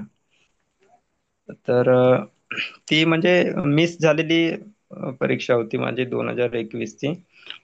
आणि या दरम्यानच एक 2019 ला एक एड आली होती NTPC ची, जी मी पहिल्यांदा दिलं होतं 2016 ला. तशीच भरती 2019 ला पण आली होती. तर NTPC चा थोडा क्रेज होता मनामध्ये, कारण पहिल्या NTPC मध्ये मी सेकंड स्टेज पर्यंत पोहोचलो होतो. म्हटलं आता येईल पुढे भरती ही, तर मन लावून द्यायची बा, म्हणजे थोडा क्रेजच होता त्याचा. तर आली ती 2019 मध्ये भरती. आणि त्याची परीक्षा मला वाटते 2022च्या अराउंड झाली. अं, तिचे पण आपला CBT 1 CBT 2 असं असायचे. तर त्याचे पण मी CBT 1 क्लिअर करून CBT 2 ला पोहोचलो होतो, आणि CBT 2 सुद्धा उत्तीर्ण मी झालो होतो. आणि त्याच्यानंतर जी पुढची स्टेज असते त्याच्यामध्ये DV वगैरे असतात. तर DV साठी मी क्वालिफाय सुद्धा झालो होतो त्या ड्युरेशन मध्ये. म्हणजे या सगळ्या मुख्य परीक्षा MPSC च्या देता देता ती सुद्धा मी उत्तीर्णच झालो होतो. NTPC देताना NTPC मध्ये दोन मुख्यसाठी मी क्वालिफाय झालो होतो. एक त्याच्यामध्ये असते लेवल 5 आणि लेवल 2. ते पोस्ट क्लासिफाईड झालेले असतात. लेवल 5 मध्ये थोडा हायर लेवलचे पोस्ट असतात. तर त्याच्यापेक्षा लो लेवलचे पोस्ट हे लेवल 2 मध्ये असतात. असं म्हणजे तो एक क्लासिफिकेशन असतो, लेवल 2, लेवल 3, लेवल 4 असं. तर मी म्हणजे मुख्य माझी लेवल 5 साठी झाली होती आणि लेवल 2 साठी झाली होती. या दोन मुख्य मला NTPC च्या द्यायला मिळाल्या होत्या तेव्हा. तर ह्या सगळ्या परीक्षा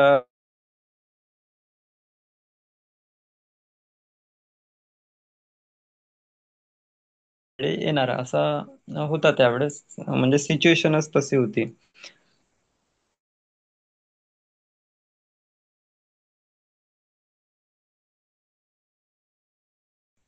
तर सर्वात अगोदर काय झालं की NTPC रेल्वे याचा रिझल्ट आला. आणि तिथं मला म्हणजे DV साठी बोलवलं, DV आणि मेडिकल गेलो. आणि त्याच्यानंतर मला वाटते डिसेंबर 2022 ला माझ्यामध्ये STI 2021 चा रिझल्ट आला आणि मुख्यचा रिझल्ट आला. तर जो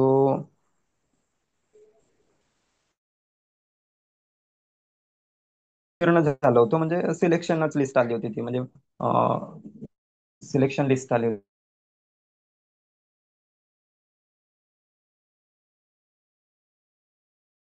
क्वालिफाय झालो होतो मी असं समजा, जानेवारी 2022 ला. आणि त्याच्या अगोदरच माझा NTPC चा म्हणजे रेल्वेचा DV वगैरे झालं होतं. तर जेव्हा जानेवारीमध्ये STI चालत, आणि पुढच्याच महिन्यात म्हणजे जानेवारी 2023 मध्ये माझ्या STIचा पण डीव्ही झाला. STIचा डीव्ही झाल्याच्या नंतर काही वेळ मला वाट पाहावं लागलं. आपला NTPC आणि STI म्हणजे हे जे दोन्ही जे भरती होती, म्हणजे फायनल सिलेक्शनची जी वेळ होती ती सायमल्टेनियसली चालत होती. तर मला असं वाटलं, म्हणजे माझी अशी इच्छा होती की आपण NTPC जर जॉईन करू तर आपल्याला म्हणजे बिलासपूर हा माझा झोन होता त्यावेळेस, तर बिलासपूरला राहावं लागणार होता. तर मी ठरवलं की जर आपल्याला इकडेच, आणि जेव्हा मी DV ला गेलो होतो STIच्या, तेव्हा मी त्यांना रिक्वेस्ट पण केलं होतं की माझा होम डिस्ट्रिक्ट आहे गोंदिया, तर मला गोंदियातच देण्यात यावी. आणि गोंदियात त्यावेळेस वॅकन्सीज होते, तर मी रिक्वेस्ट केलं होतं त्यांना की मला गोंदियातच देण्यात यावी म्हणून. तर हा सगळं म्हणजे दिनक्रम असाच चालत राहिला होता. आणि झालं असं की NTPCची म्हणजे रेल्वेची ऑफर माझ्याकडे अगोदरच आली. म्हणजे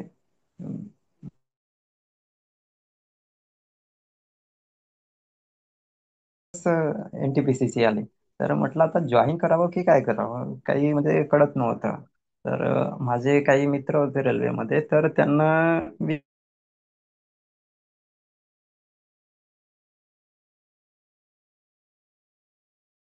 महिन्यांनी ती येणारच आहे, आणि आता अशा अवस्थेत आपण ही जॉईन करणं म्हणजे योग्य राहील का? तर त्यांनी असं सजेशन दिलं की जॉईन तर करू शकतो तू, पण जॉईन केल्याच्या नंतर म्हणजे ही जॉईन करण्यासाठी तुला तिथून म्हणजे रिझाईन द्यावं लागेल, आणि रिझाईन देताना जो तुझ्या जो ट्रेनिंगवर जो खर्च होतो तो सगळं द्यावा लागतो म्हणे, आणि सॅलरी वगैरे त्याचं इंटरेस्ट सहित त्यांना द्यावं लागतं असं सांगितलं त्यांनी. अरे म्हटलं, मी म्हटलं आता तिकडे मग तिकडचा विचारच करणं म्हणजे योग्य नाही वाटलं मला. पण सोडू पण शकत नव्हतं, कारण हिचा STIचा फायनल रिझल्ट म्हणजे फायनल ऑर्डर अजून यायला बाकी होतं, म्हणजे जॉईनिंग यायला होती. आणि अशा अवस्थेत जी आलेली ऑफर आहे ती एकदम म्हणजे सोडून देणं तोही बरं नाही माझ्यासाठी. तर मी ठरवलं की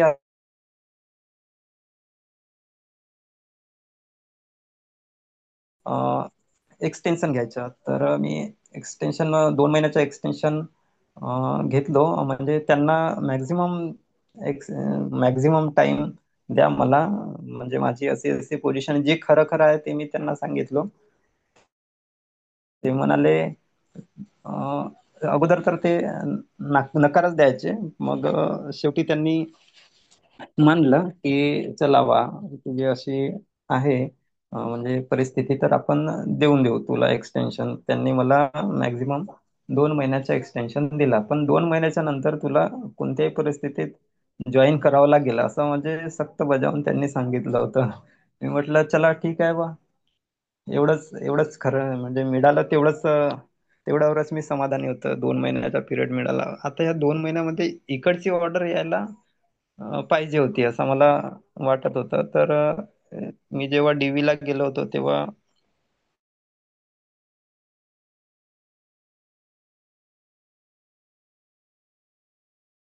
शकतो का बा, तर त्यांनी सांगितलं हो येईल म्हटलं. तर त्यांनी खात्री दिला की या ऑर्डर मध्ये आहे बा तुमचं नाव. तर आणि अं, आलं सुद्धा नाव, त्या म्हणजे सेकंड ऑर्डर मध्ये नाव आलं माझं. आणि मी जुलै 2023 ला जॉईन करून घेतलो.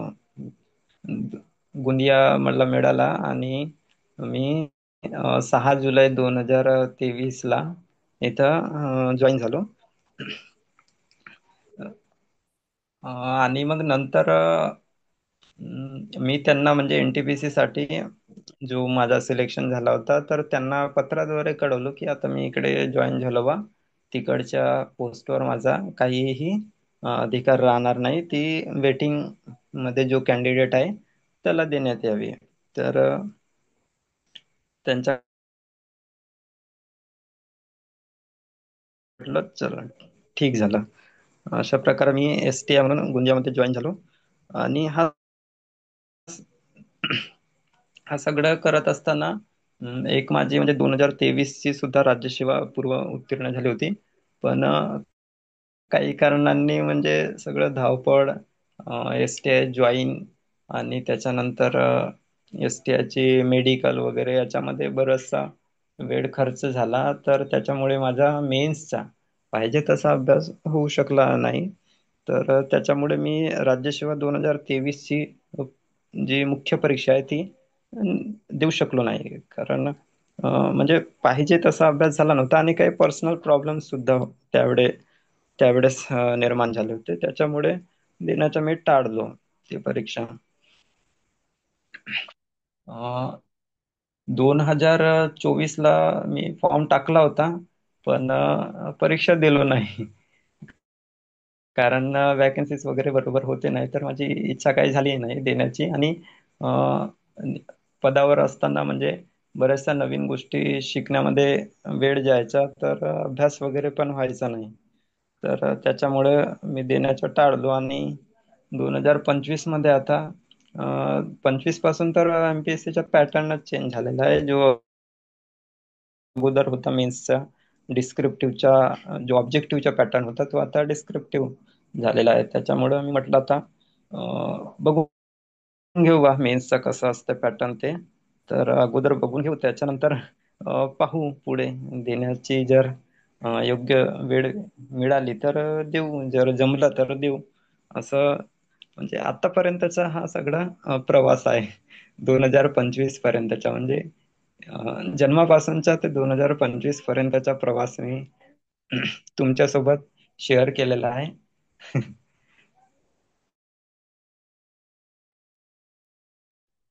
धन्यवाद सर. आता व्हिडिओ ऑन केला तरी चालेल, ते मी त्याच्याकरताच मुद्दाम बंद ठेवला होता माझाही. खूप आवाज ब्रेक होत होता. आवाज ओके येतोय ओके सर ओके. माझा?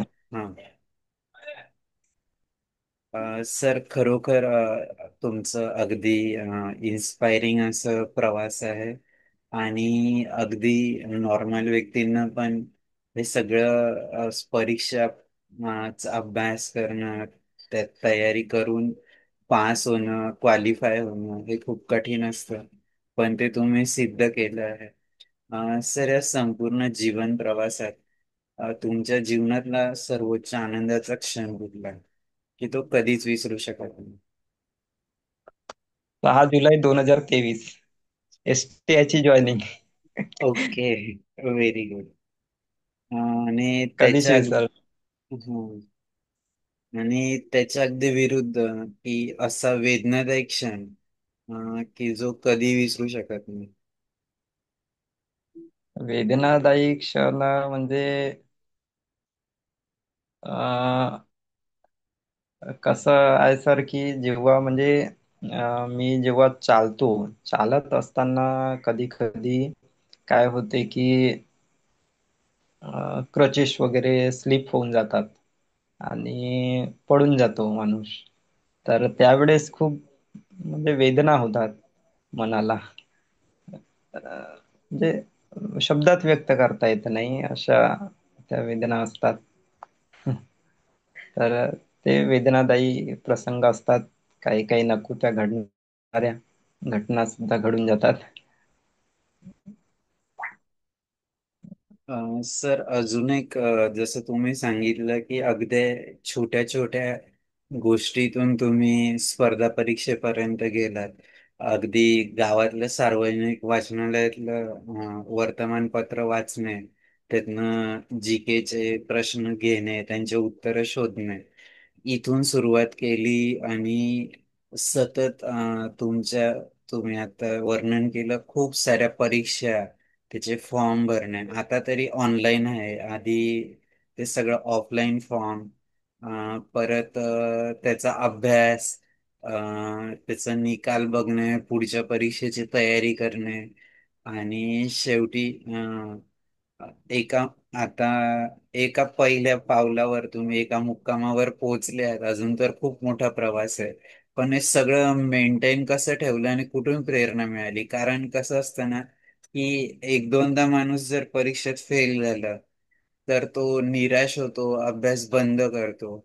पण तुम्ही हे सगळं सातत्य ठेवलं आणि पोस्ट पण अचीव केली, तर याच्या मागे काय तुमचं सिक्रेट आहे आणि कुठून हे सगळी प्रेरणा मिळाली, हे एनर्जी कशी मेंटेन ठेवली त्याबद्दल पण थोडं सांगा ना.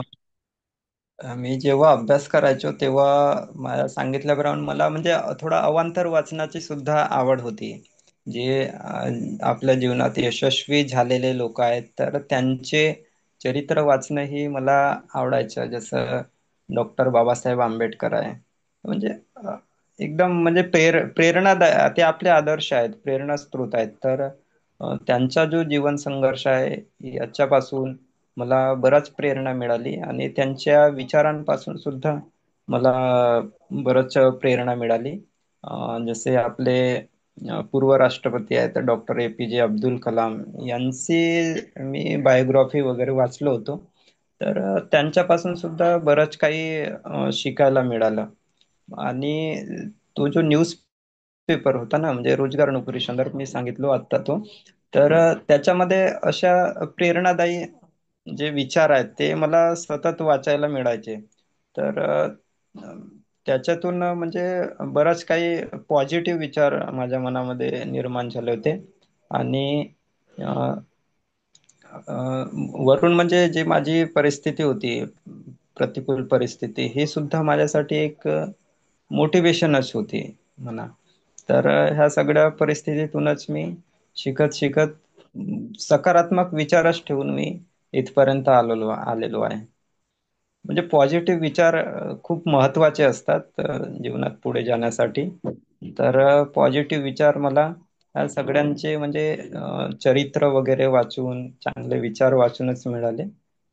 त्यांच्यामुळेच मी इथपर्यंत आलो. हम्म. बरोबर सर. जेव्हा तुम्ही सांगत होता की मी वर्तमानपत्रात जीकेचेच प्रश्न शोधायचो, सर हे खूप महत्वाचं असतं की आता जो माझा अनुभव आहे, कुठलंही वर्तमानपत्र घेतलं तर हजारो बातम्या असतात. त्यातनं मला काय पाहिजे आणि ते माझ्या जीवनात काय बदल घडवणार आहे हे शोधून काढणं, ही पण एक कला आहे. आणि ती शोधून काढली आणि ती नुसती शोधली नाही, तर तिला तुम्ही एक नवीन स्वरूप दिलं आणि आज ह्या पोस्ट पर्यंत पोहोचलात. खूप खूप शुभेच्छा तुम्हाला. आणि मी आमच्या मुख्य मार्गदर्शिका भावनाताईंना आधी विनंती करतो की त्यांनी बोलावं. मग आपण सगळ्यांसाठीच मंच खुला करूया. भावनाताई.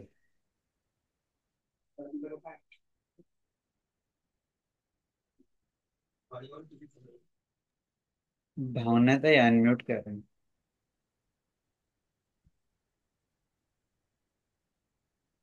Hello.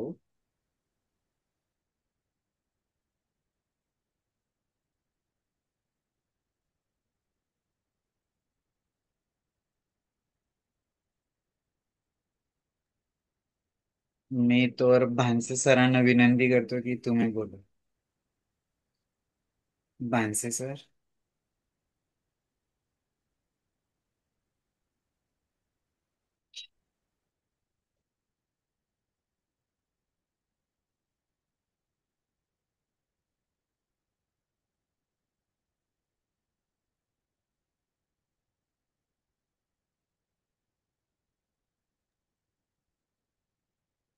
Sarika madam.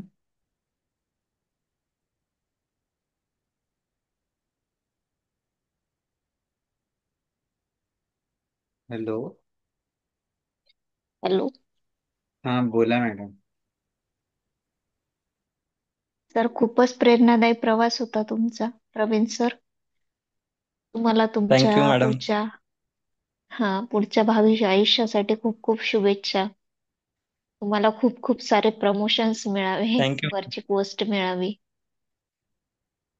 Thank you madam. Thank you. Thank you so much. बोला भानसे सर. हा सर, नमस्कार सर. नमस्कार सर. नमस्कार. बोला. तर तुम्ही आता कोणत्या पदावर आहे ते मला थोडं एक माहिती द्या. आणि परत तुमचे जे आज मी पुन्हा ऐकलं तर ते आजच्या नवीन विद्यार्थ्यांसाठी खूप दर्शक आहे आणि तुमच्या आवाजानं एकदम म्हणजे शेवटपर्यंत काय होते शेवटपर्यंत काय होते बा कुठल्या कुठल्या स्तरावर आपलं म्हणजे एकदम मस्त विषय होता तुमचा. आणि म्हणजे विषय तर सोडून द्या, तुमची जे संघर्षमय जीवन कहाणी होती ती सर्वांसाठी प्रेरणादायी आहे माझ्या मताने. आणि अजून अजून एक माझा प्रश्न आहे का या सर्व म्हणजे तुमच्या याच्यामध्ये प्रवासामध्ये तुम्ही शासकीय प्रशासकीय लोकांचे मार्गदर्शन घेतले होते काय? हा. तर मी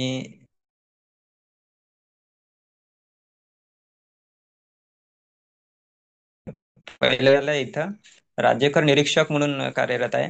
व्यवसाय कर शाखा या शाखेमध्ये मी STI स्टेट टॅक्स इन्स्पेक्टर म्हणून आहे. आणि जसं दुसरा प्रश्न तुम्ही विचारला की यासाठी काही कुणाचं मार्गदर्शन वगैरे घेतलं होतं काय, तर हे सगळं करत असताना मी कुठल्याही प्रकारची कोचिंग किंवा कोणाचंही मार्गदर्शन घेतलेलं नाही. कारण मला पहिली गोष्ट म्हणजे मी जाऊ शकत नव्हतो, म्हणजे घराच्या बाहेर निघू शकत नव्हतो आणि त्याही अवस्थेत मला म्हणजे करायचंच होतं. तर म्हणजे कुठल्याही कोचिंग सेंटरमध्ये किंवा कुणाचं मार्गदर्शन वगैरे मला मिळालेलं त्यानंतर लायब्ररी कशी असते ही मला माहिती नाही आहे. माझी अभ्यासाची पद्धत म्हणजे मी घरी अभ्यास करायचो. जसा घर असते आणि घराच्या मागे थोडी जागा वगैरे असते, तिला आम्ही वाडी वगैरे म्हणतो. तर त्या वाडीत बसून म्हणजे निवांत थोडं वातावरण असते त्याच्या, तर तिथं झाडाखाली बसून मी अभ्यास करायचो. एका खुर्चीवर मी बसायचो आणि दुसऱ्या खुर्चीवर पुस्तकं असायची. असा मी म्हणजे अभ्यास केलो. MPSCच्या मी कुणाच्याही म्हणजे कोचिंग वगैरे आणि कुणाच्या गायडन्स वगैरे पण म्हणजे मला लाभलं नाही. हा सर, सेल्फ स्टडी आणि भंडारा जिल्ह्यामध्ये बघितलं मी प्रत्येकाच्या घरी पळसबाग म्हणा की घर वाडी असते. हा. त्याच्यामध्ये छोटे मोठे झाड आणि हा बाकी जे तर असं म्हणजे फळ वगैरे सगळंच असतात तिथं, भाजीपाला वगैरे सगळंच असतात. हा तर बाहेर पुढच्या पुढच्या भागाला कसं सगळ्यांचा म्हणजे रहदारीची एरिया असते, म्हणजे थोडा आवाज वगैरे असतो, तर मागे आवाज नसतो, तर तशा ठिकाणी मी बसून अभ्यास करायचो. सर सर खूप खूप छान सर. अजून अजून तुम्हाला भविष्यात अजून परीक्षा वगैरे काही जे काही द्यायचे असेल त्याच्यासाठी आतापासून खूप खूप शुभेच्छा. आणि असेच कार्य आपल्या हातून घडत राहो खूप. आणि विद्यार्थ्यांना एक मार्गदर्शक मिळाले आज तुम्ही, त्यांनाही मार्गदर्शन करावे अशी माझी आपणास विनंती आहे. हो सर, हो नक्कीच, थँक्यू.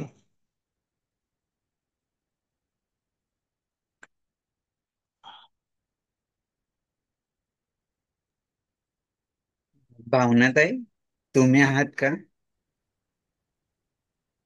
हॅलो.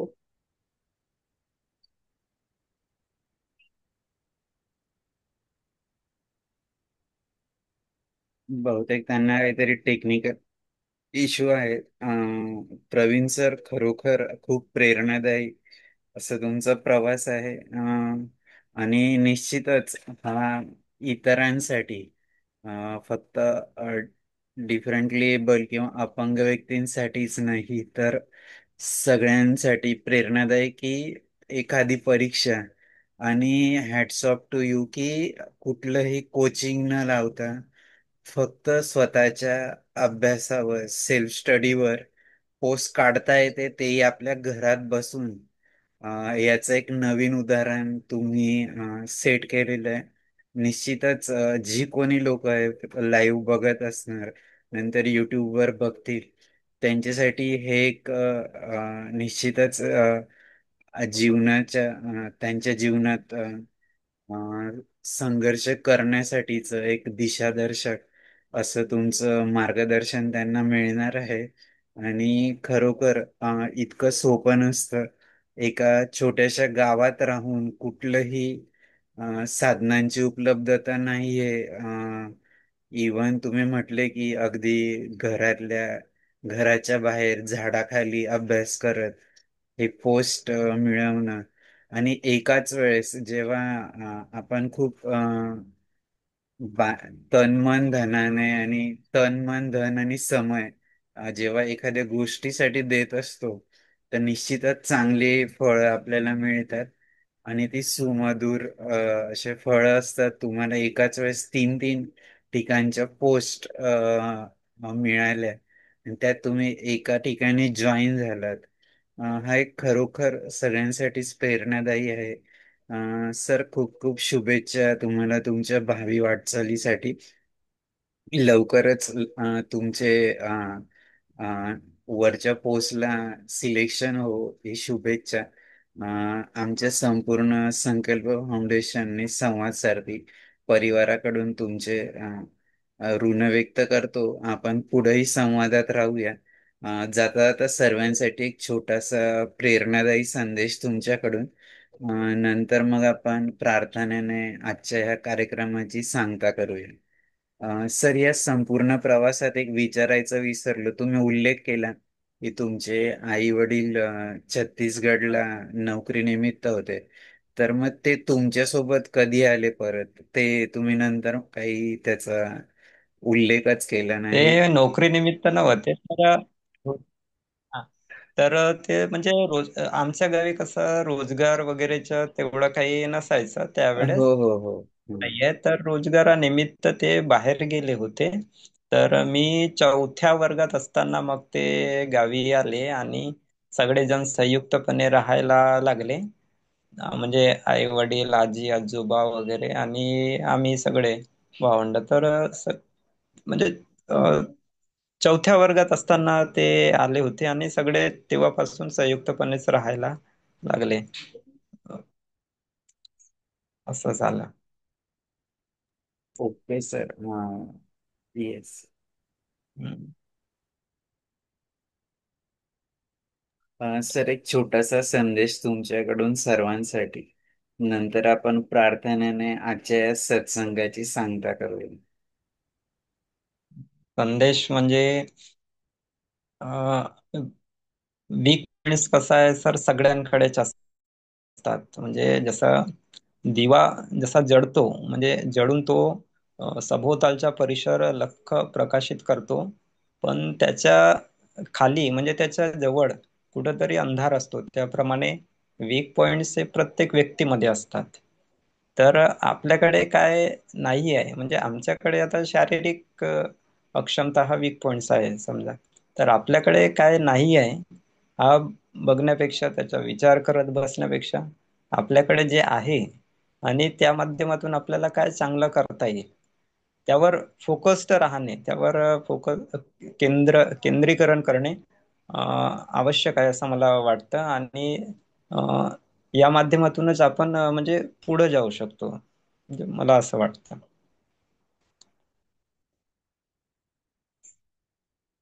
धन्यवाद सर. पुनश्च एकदा तुम्हाला शुभेच्छा. एका छोट्याशा प्रार्थनेने आजच्या सत्संगाची आपण सांगता करूया.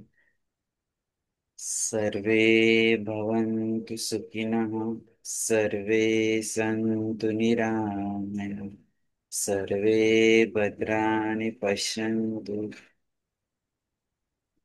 मा कश्चित् दुःखभाग् भवेत्. ओम शांती शांती शांती.